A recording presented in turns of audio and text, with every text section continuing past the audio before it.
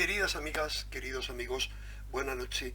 Aquí estoy de nuevo tras unos días sin poder comunicarme con vosotros, aunque tengo un montón de temas de los que me gustaría iros hablando, empezando por este que voy a abordar hoy, que de alguna manera os explicaré por qué ha sido asociado para mí erróneamente a esta pandemia que estamos viviendo.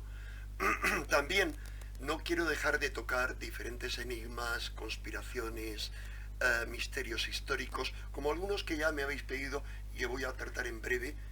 Es el caso, por ejemplo, del asesinato de Juan Pablo I y otros muchos, las profecías de los papas.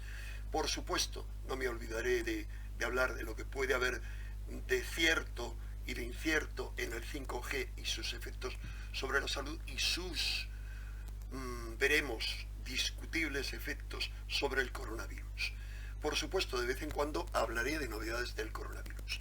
Pero bueno, deciros que he estado liado con diferentes ocupaciones, también intentando resolver problemas técnicos que irán mejorando poco a poco, pero entre otras la ocupación más importante que he tenido es intentar ayudar en la medida de lo posible en la organización del mayor evento del año en España, el cuarto Ufology World Congress, el Congreso Mundial de Ufología, el único de su talla en todo el mundo, que acoge, además de importantísimos, vais a ver este año las tremendas novedades que va a haber, y os anticipo que va a tener lugar de los días 2 al 4 de octubre en Barcelona.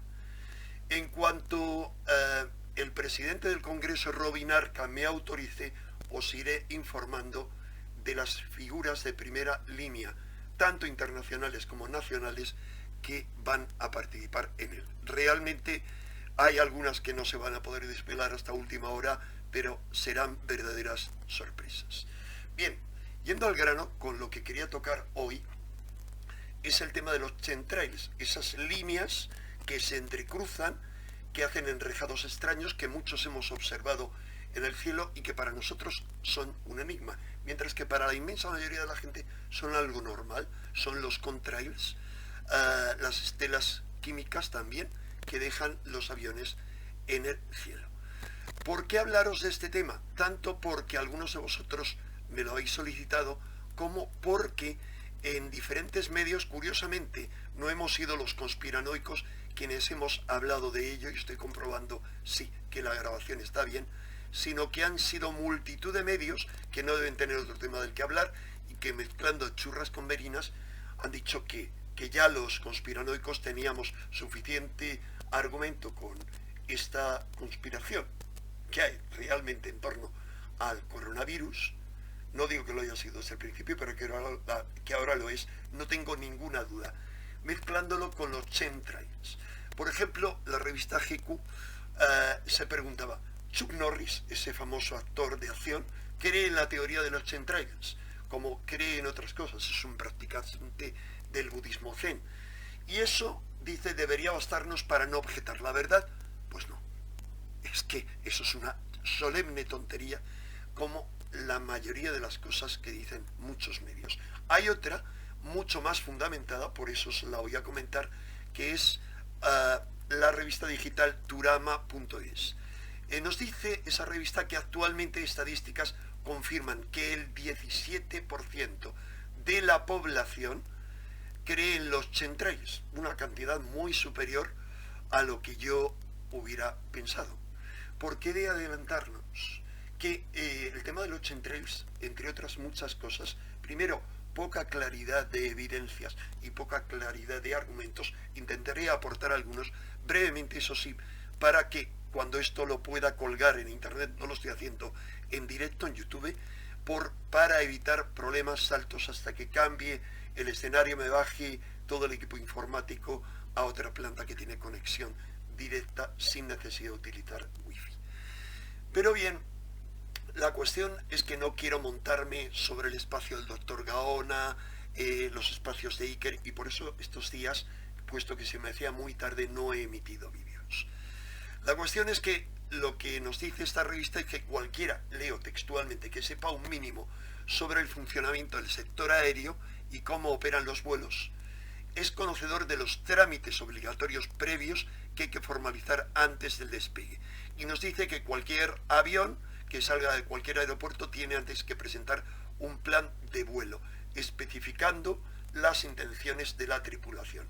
Y que operar vuelos de fumigación requiere de una autorización previa, ya que se utilizan múltiples pasadas a muy baja altura sobre un terreno. Todo lo contrario a lo que sucede con los supuestos chemtrails. Vamos a aclarar ese tema. Bueno, de entrada os diré, ahí sí reconoce esta revista Turama que hay una realidad, que es la geoingeniería, de la que voy a hablar hoy brevemente, y si el tema os interesa, me lo pedís, y en el futuro hablaremos más extensamente de la geoingeniería, que es de lo que deberíamos empezar a hablar, en lugar de esa palabra maldita, y que ya suena a conspiración. La cuestión es que nos dice la revista Turama que esas estelas permanentes que dejan ciertos aviones vienen cubriendo los cielos de medio mundo desde hace más de 2 décadas. Y cada vez se han vuelto más intensos. De eso es de lo que yo os quería hablar. De algo que hasta hace poco, bueno, hasta hace sobre todo una década, nadie parecía saber que existían o quería reconocerlo. No es mi caso, tanto mi mujer como yo vivimos en el norte de Madrid, en la sierra, hemos observado esas extrañas formaciones muchísimas veces y nos llamó la atención ya desde finales de los años 90.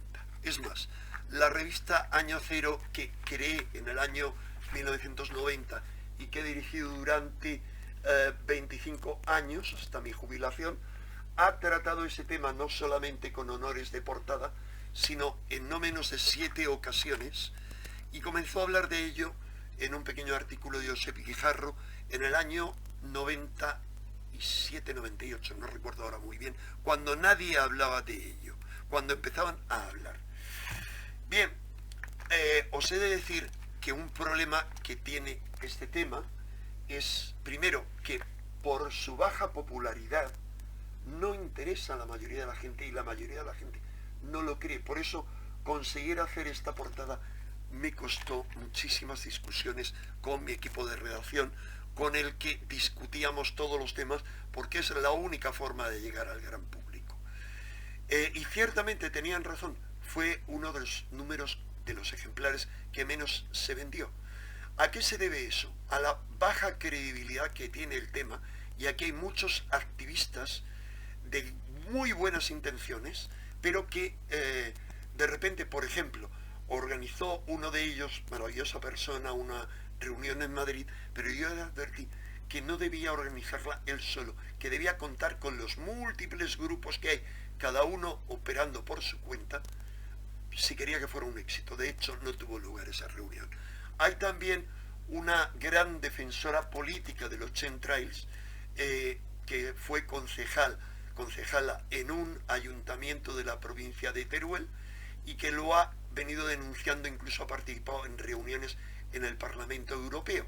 ¿Cuál es el problema? Que ella quería tener una patina de seriedad absoluta, y cuando el equipo de Cuarto Milenio fue allí a grabar, primero no solamente no participó, sino que dijo a otros concejales de Izquierda Unida, por ejemplo, que si querían hablar, que les aconsejaba no hablar porque quitaban seriedad al tema. ¿Qué ocurrió?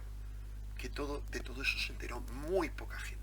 Ese es un problema fundamental, y también en mezclar las cosas, la falta de información, y que muchas veces se presentan evidencias que nada tienen que ver con los chemtrails como tales.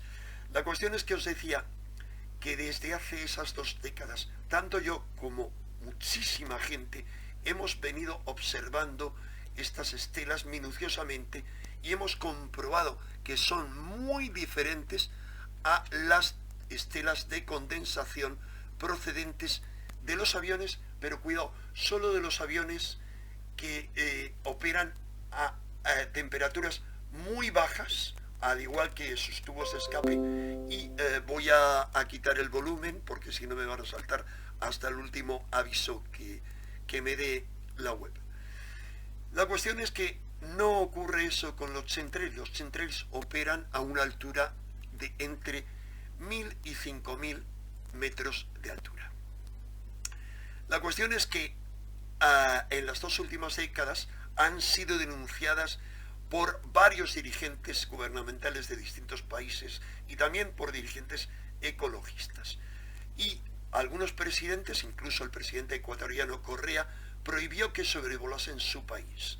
Pero mientras tanto, los chinos los han utilizado con otros medios de geoingeniería para que no lloviese en los Juegos Olímpicos que celebraban allí, o Esperanza Aguirre, cuando era presidenta de la Comunidad de Madrid, reconoció haber contratado a empresas israelíes para conseguir que lloviese sobre la Comunidad de Madrid. Además de eso, hay numerosas patentes, casi un centenar, de las que compró la compañía General Electric y muy prudentemente las cedió al Departamento de Defensa americano. Y al menos hay 2 compañías que en el pasado incluían esta técnica entre sus servicios. Os diré que como vengo observando la web desde hace más de 20 años, he ido observando los cambios y desapariciones que ha habido. El motivo reconocido de estos vuelos, reconocido oficialmente, nunca con el nombre chemtrails, sino geoingeniería, es provocar o por el contrario inhibir la lluvia. La gran pregunta que se hace mucha gente es que si se trata de algo tan benévolo y tan inocente, ¿por qué hay tanto secretismo y por qué ninguna autoridad parece estar enterada? Porque de hecho, para Año Cero, un colaborador nuestro llamó telefónicamente a un montón de autoridades y nadie sabía nada. Y sin embargo los vuelos estaban ahí y luego eso se ha reconocido extraoficialmente. La cuestión es que ya sea el motivo de estos vuelos modificar el cambio climático, como reconocen, os lo voy a comentar, muchas autoridades, y como se ha reconocido en diferentes foros, como el foro de Davos, o sea algo mucho más complejo, varios estudios indican que esas estelas tienen efectos perniciosos sobre nuestra salud. Y para mí ese sería el motivo esencial del secretismo. Os aclaro que yo considero que no tiene nada que ver con esta epidemia. Es más, os pido que por favor quienes los hayáis observado durante la pandemia, me lo comentéis y si es posible, a los que no los comentéis os daré un mail para que enviéis las fotos. Tenéis el mail en cualquier caso mirándolo en mi Facebook. Cualquiera se puede ir Enrique de Vicente Martín, y como he empezado a hacer limpieza de amigos virtuales inactivos y la seguiré haciendo en un futuro, quien quiera ser amigo virtual mío no tiene más que ponerme un mensaje indicándolo y hay hueco para todos y lo va a seguir habiendo. Y a través de ese medio podéis publicar esas fotos. Es el mejor sistema, creo yo. Estoy improvisando, obviamente. La cuestión es que en decenas, no, más que decenas de ocasiones, que están muy bien documentadas oficialmente, que se remontan a los años 40 y sobre todo a los 50, con más actividad, y luego en los 60, guerra de Vietnam, etc., gobiernos como el norteamericano han realizado experimentos y amplios programas que han tenido consecuencias nefastas para sus propias poblaciones y sobre todo para las extranjeras, como ha sido en Vietnam. Así que nadie puede llamarnos paranoicos si sospechamos de todo esto. Y la gente debe saber la verdad. Y a mí me da lo mismo lo que me llamen, porque voy a seguir proclamando mi pequeña verdad, si de algo sirve.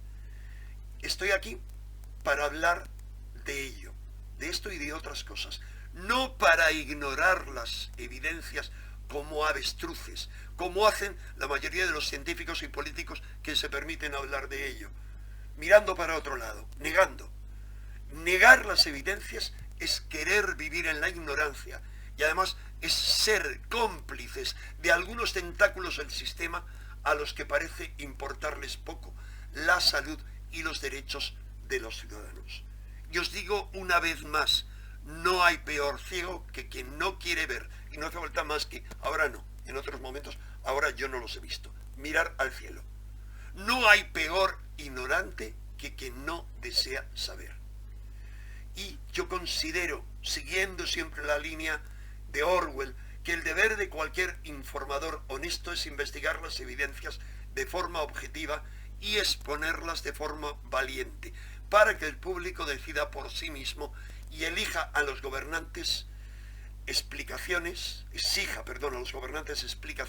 sobre algo que puede estar afectando a su salud y a sus derechos y libertades. Bien, la cuestión es que os hablaba antes de que esta página hablaba de un 17% de creyentes. Yo en una encuesta un poco antigua en Estados Unidos comprobé que solo el 5% de los norteamericanos que creen en casi todo, creen en los chemtrails.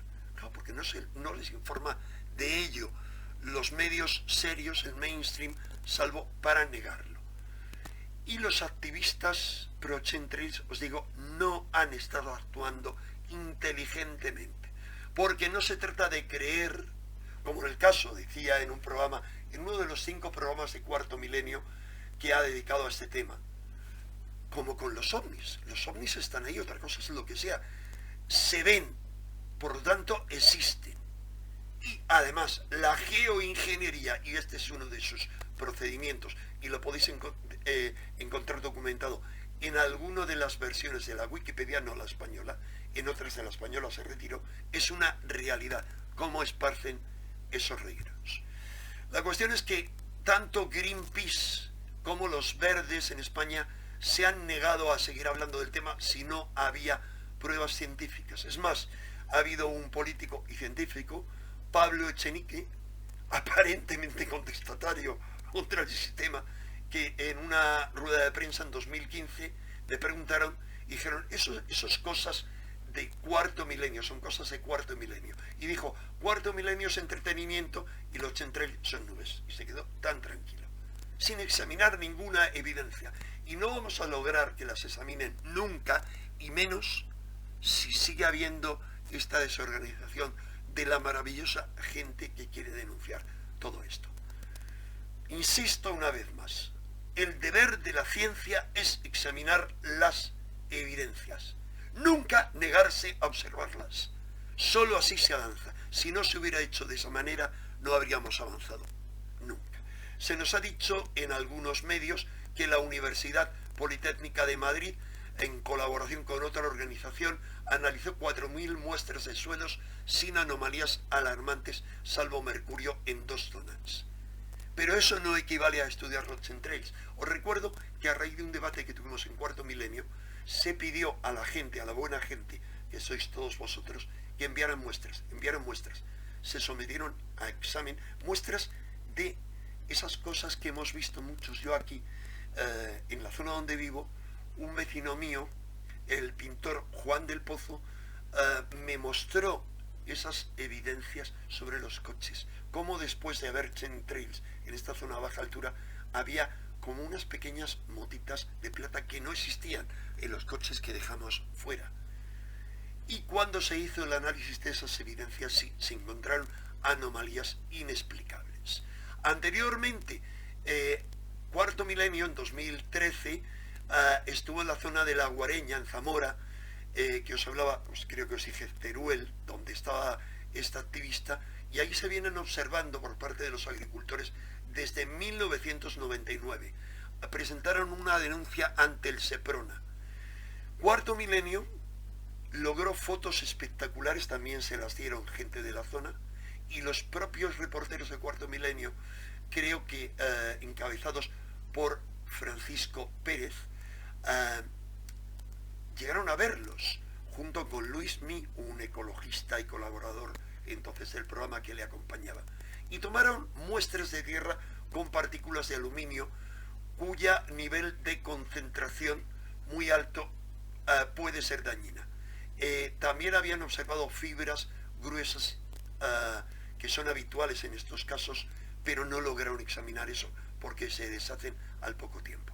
Luis Salamancos, que en una ocasión posterior dictaminó que era absolutamente anormal lo que se había observado, vio en ese caso que la acidez de la tierra era normal y decía que las fumigaciones con fósforo y aluminio son habituales. Bien, como ya se me va yendo el tiempo y tendremos que seguir hablando del tema, os diré que la palabra chemtrail deberíamos irla desterrando, porque es un desafortunado neologismo inglés, una abreviatura que significa estelas o caminos o recorridos químicos, chemical trail, derivada de la que técnicamente designa a las estelas de condensación que dejan los aviones, que son los contrail, en determinadas condiciones atmosféricas a grandes alturas o en zonas como la Antártida.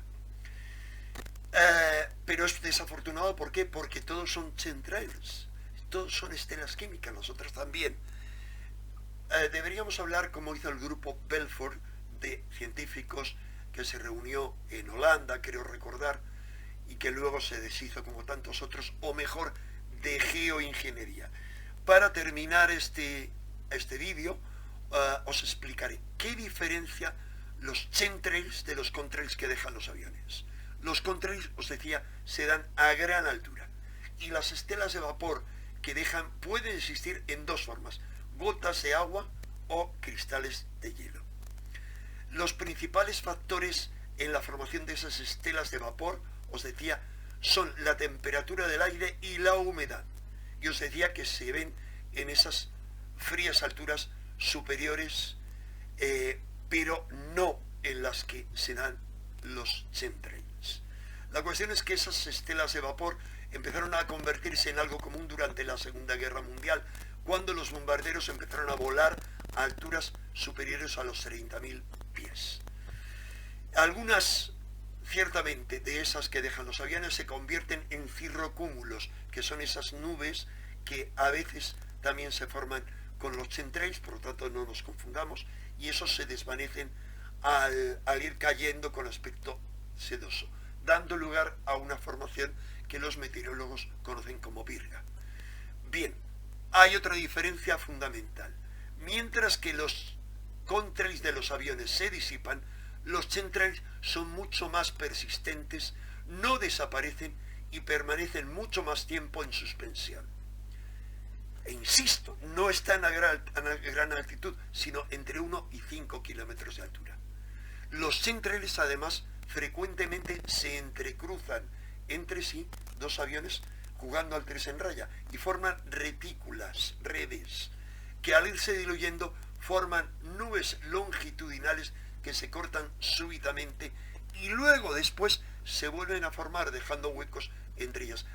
En ocasiones, solo en ocasiones, esas nubes y esos aviones y sus estelas recorren el cielo de un extremo a otro. Otra diferencia: las nubes que dejan los chemtrails frecuentemente están rotas, como se decía, con un vacío en su trazado, que algunos han atribuido al cambio de bombona con el que dejan eso, o de tanque con el que van esparciendo esa sustancia, os digo, utilizada en geoingeniería. Otra diferencia es que frecuentemente esos aviones que actúan conjuntamente, 2 o 3 aviones, dan media vuelta para dejar nuevos trazados. Frecuentemente los chemtrails son trazados paralelos, o bien en rejilla, 2 así y 2 así, o en cuadrados. Se mezclan lentamente hasta formar neblinas o nubes. Solo a veces forman una X o una S. Y os digo, pensarlo, razonarlo, a ningún piloto le pagan para que ni le permiten, si es militar, para que malgaste su tiempo y su combustible jugando a los 3 en raya o dando vueltas como entretenimiento. Y os digo ya, está comprobado que no son vuelos acrobáticos y mucho menos de entrenamiento, ni tampoco de evacuación de aviones que están a la espera que evacúan el combustible. Confirmamos ya varias veces que la patrulla Águila del Ejército no hacía eso y no estaba operando en esos días. Hay otro motivo más que diferencia a los chemtrails, y es que por la difracción de la luz solar, en algunas de esas neblinas formadas por ellos se forma una coloración anaranjada o arcoirisada, que es diferente en diferentes ocasiones en brillo, en iridiscencia y en color a la que dejan los aviones normales. Y en otras ocasiones, pocas, son oscuras en su interior o ribeteadas de negro. Otra diferencia es que después de que operan los chemtrails, las plantas en ocasiones y los cristales de coches, como yo he observado aquí, son cubiertos por partículas brillantes o por filamentos. En muy pocas ocasiones, muy pocas, se ha visto que caía un gel marrón rojizo de aeronaves de bajo vuelo. Pero yo esto no lo relaciono con los chemtrails que estamos observando. Y eso ha sido observado por gente en el pasado y documentado, por ejemplo, entre otras, en una serie de documentales que se titulaba Misterios sin resolver. Muestras de esa sustancia han sido analizadas en diferentes laboratorios tras ser recogidas de paneles de revestimiento exterior en aluminio en 2 estados distintos de Canadá y con un año intervalo entre ambas incidentes. Y fueron analizados en 1999 por Margareta Herminia Cassini, que tenía una formación universitaria en ciencias de la salud, pero sus conclusiones son muy amplias de detallar aquí. Pero os añado algo más sobre la gente que sigue negando que eso no ha ocurrido nunca. Hay un caso concreto muy bien documentado, y no por cualquiera, por uno de los mayores expertos internacionales en bioterrorismo y sobre todo en guerra meteorológica, que es el doctor Leonard Colley. Digo era porque no sé si sigue vivo. En 1994 el doctor Colley declaró ante el Senado americano que el Ministerio de Defensa americano estaba experimentando con armas biológicas y con la modificación del clima y con los terremotos. Y entre otras cosas en las cuales basaba su acusación, que era una acusación bastante notable, en los testimonios de ciudadanos de California que habían observado cómo aviones militares dispersaban sobre el pueblo de Oakville una sustancia gelatinosa, a raíz de lo cual habitantes de ese pueblo habían caído enfermos y muchos animales domésticos habían muerto. Cuando se analizó esa sustancia, el doctor Colley asegura haber descubierto en ella células sanguíneas humanas que no venían a cuento, que estuvieron ahí, entre otras cosas, y una proteobacteria que ciertamente sí puede encontrarse en suelo y agua, pero no en esas cantidades. Os recuerdo quién es el doctor Colley, profesor de la Universidad de Rutgers en Nueva Jersey. Es un brillantísimo experto en bioterrorismo y medicina del terror y muy crítico con el secretismo oficial. Al menos lo era entonces, hasta los años 90. En 1988, Colley publicó un libro fascinante prologado por un senador americano. Se titulaba, os leo textualmente, Nubes del secreto, las pruebas de gérmenes bélicos realizadas por el ejército en áreas pobladas, y luego otros 9 sobre bioterrorismo. ¿Qué ocurre? Después ya dejó de hacer este tipo de declaraciones sensacionales. Yo creo que actuó con más prudencia y por su buen trabajo, yo creo que también gracias a eso, fue premiado por muchas instituciones importantísimas del sistema, como por ejemplo las fundaciones Rockefeller y Mellon.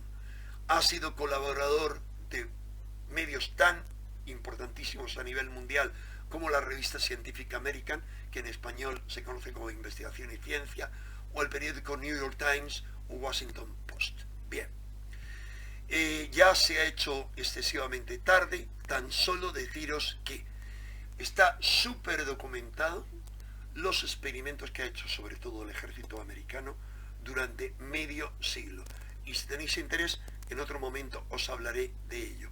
Y que no solo eso, sino que en 2001, en octubre del 2001, semanas después del 11S, el senador Kucinich abrió el debate político en Estados Unidos, presentando en el Congreso un texto de una ley que proponía de preservación del espacio, en el que hablaba de armas de todo tipo prohibidas que podían estarse utilizando con fines terribles para la población.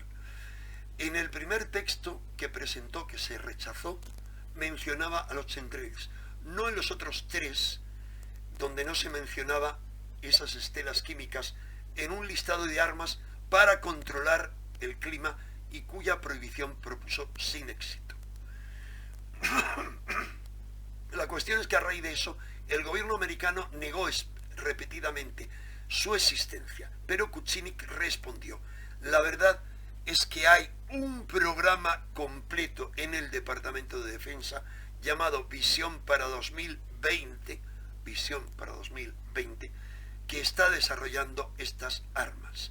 Y en una audiencia pública en Santa Cruz, en California, en junio de 2003, Kucinich volvió a confirmar la existencia y el uso real de este arma climática, diciendo, los chemtrails son reales.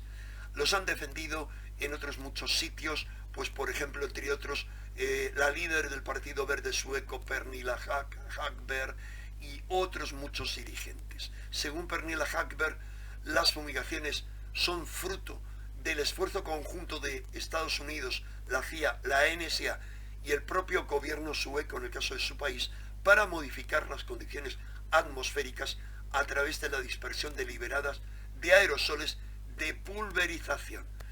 Y nos advertía entonces que en esa peligrosa mezcla de aerosoles encontramos diversos componentes químicos que, además de metales como el aluminio y el bario, contaminan las capas freáticas del planeta, es decir, los acuíferos subterráneos. Sabemos que la ONU, la Fundación de Bill y Melinda Gates y diversos grupos respaldados por esa fundación, recientemente, en la década pasada, se han visto obligados a admitir que esas fumigaciones se llevaban a cabo y que las partículas emitidas no son las de los aviones normales. La excusa que han propuesto es que de alguna manera iban a salvar el planeta de los devastadores efectos del llamado calentamiento global o cambio climático. Bien, hasta aquí llegamos. Si os sigue interesando el tema, lo desarrollaré más ampliamente, tanto este tema como la geoingeniería, y quiero adelantaros que lo inquietante es que Obama, durante su reinado, nombró comandante de toda la ciencia de su país a un ambientalista muy polémico, John Holdren. John Holdren cree que la ciencia de la ingeniería será de gran ayuda para combatir el calentamiento global y estableció una férrea defensa de su puesta en marcha, apoyando sin duda de ningún género el proceso de liberar a la atmósfera partículas de bario, de magnesio, de aluminio, nanofibras, esporas de bacillus. Os digo, os estoy leyendo cosas textuales de informe, y otros productos químicos de la sangre que permitan reflejar la luz del sol lejos de la Tierra. Es lo que se conoce como proyecto escudo. El gran problema es que Holdren, que fue nombrado comandante de la ciencia por Obama, con el propósito de que dirigiera la guerra contra el cambio climático, era ya en los años 70 un furibundo defensor de la necesidad de disminuir la población, y este es un problema que a lo mejor sí conecta con lo que ahora nos está pasando. Nada más, queridas amigas y amigos, que daros las gracias y espero colgar este vídeo a tiempo. Un fuerte abrazo y hasta la próxima, que espero que sea